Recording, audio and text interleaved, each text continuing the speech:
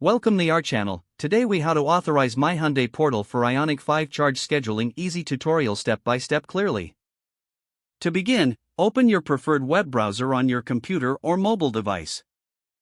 Type in the URL for the MyHyundai portal and press enter. Once the home page loads, look for the sign in option in the upper right corner. Click on sign in to access your account. If you already have an account, enter your email address and password. If you do not have an account, click on Create Account to register.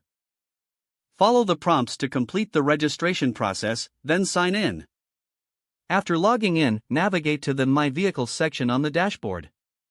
Select your Ioniq 5 from the list of vehicles associated with your account. In the Vehicle menu, find the Charge Scheduling option. Click on Charge Scheduling to access the settings.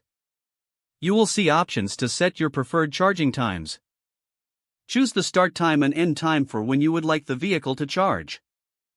Make sure to adjust the settings according to your local electricity rates if needed.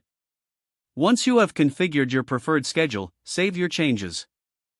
You may need to provide your vehicle's VIN for authorization. Enter the VIN when prompted and confirm the information is correct. Review any additional settings that may appear, such as scheduling for specific days of the week. Double-check all your entries to confirm accuracy. When ready, click Authorize to complete the setup. You should see a confirmation message indicating that charge scheduling has been successfully authorized. Log out of the MyHyundai portal if you are finished using it. Your Ioniq 5 is now set up to charge according to your specified schedule. If the page does not load, refresh the browser or try again in a private or incognito window. Make sure you are using the correct email address, then retype it carefully to avoid small typos. If your password is not accepted, use the reset option and create a new strong password you can remember.